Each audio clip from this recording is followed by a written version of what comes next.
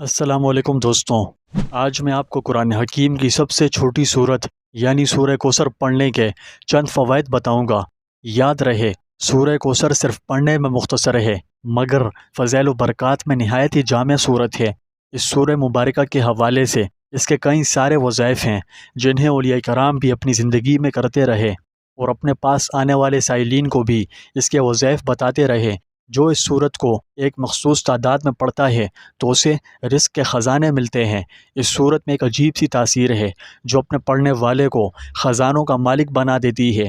کچھ ایسے لوگ بھی تھے جن کے پاس ایک ٹائم کا پیٹ بھر کر کھانا کھانے کے پیسے نہیں ہوتے تھے، مگر جب سے انہوں نے اس سورت کا وظیفہ کرنا شروع کیا، اللہ رب العزت نے انہیں اس طریقے سے رزق عطا فرمایا جہاں سے وہ سوچ بھی نہیں سکتے تھے، اور آج وہ زندگی ہنسی خوشی بسر کر رہے ہیں۔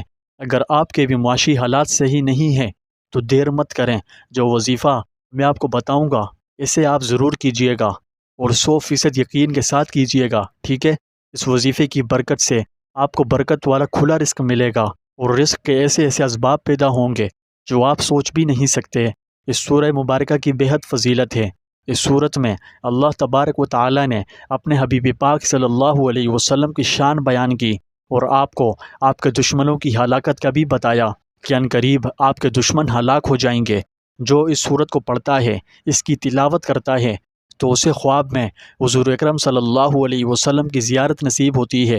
جسے حضور صلی اللہ علیہ وسلم کی خواب میں زیارت نصیب ہو جائے تو اسے عزت بے پناہ ملتی ہے، دولت بے پناہ ملتی ہے، دشمنوں کے شر سے امان ملتی ہے۔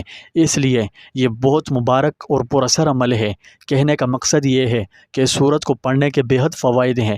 اس سورت میں خزانے چھپے ہوئے ہیں جو صرف اس کو پڑھ کر ہی حاصل کیے جا سکتے ہیں۔ اگر کوئی یہ چاہتا ہو کہ اسے برکت والا رزق ملے، غریبی دور ہو، قرضوں سے نجات حاصل ہو، محتاجی دور ہو، کبھی رزق کی تنگی نہ ہو، عزت ملے، دشمنوں سے نجات ملے، المختصر یہ کہ دنیا بھر کی نعمتیں حاصل ہوں، تو آج کا عمل یعنی سورہ کوثر کا وظیفہ ضرور کر لیں اور یقین کامل کے ساتھ عمل کریں۔ انشاءاللہ جیسا ویڈیو میں بتایا ہے ویسا ہی ہوگا۔ وظیفے کو کرنے کی کچھ شرائط ہیں جو میں آپ کو آگے بتاؤں گا۔ پہلے وظیفہ دھیان سے نوٹ کر لیجئے۔ کرنا آپ نے یہ ہے کہ اچھی طرح وضو کر کے کسی پاک صاف جگہ پر بیٹھ جانا ہے۔ پھر یہ عمل کرنا ہے کہ اول و آخر 3 مرتبہ درود شریف پڑھ کر سورہ کوثر پڑھنی ہے۔ اب پڑھنی کتنی مرتبہ ہے؟ صرف اور صرف 7 مرتبہ۔ جب آپ اس کو پڑھ لیں تو آخر میں اپنے ہاتھوں کو بلند کر کے نہایت ہی عاجزی و انکساری کے ساتھ رو رو کر اللہ عز و جل سے دعا مانگیں اور پورے یقین سے مانگیں، اور اس طرح کہ اللہ آپ کی دعا سن رہا ہے اور آپ کی دعا قبول ہو رہی ہے۔ اس عمل کی برکت سے انشاءاللہ رب تعالیٰ نے چاہا تو آپ کی ہر مراد پوری فرما دے گا اور اپنے خزانے غیب سے آپ کی ہر جائز ضرورت کو پورا کر دے گا۔ یہ عمل آپ کسی بھی وقت کر سکتے ہیں۔ ویسے تو قرآن مجید اللہ کا کلام ہے، اس کو پڑھنے کے لیے کسی سے اجازت لینے کی ضرورت نہیں ہوتی، یعنی بلا اجازت پڑھ سکتے ہیں، لیکن کچھ اعمال و وظائف ایسے ہوتے ہیں کہ جن کی اجازت لینا ضروری ہوتی ہے۔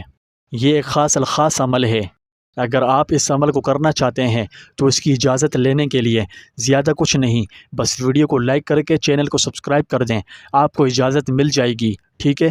میں پھر کہہ رہا ہوں کہ قرآن کی تلاوت کرنے کے لیے کسی سے اجازت لینے کی ضرورت نہیں ہوتی، یعنی ہر بندہ پاک صاف ہو کر اس کی تلاوت کر سکتا ہے، مگر کچھ وظائف ایسے ہوتے ہیں جن کی اجازت لینا ضروری ہوتی ہے۔ امید کرتا ہوں کہ آپ میری بات کو سمجھ چکے ہوں گے۔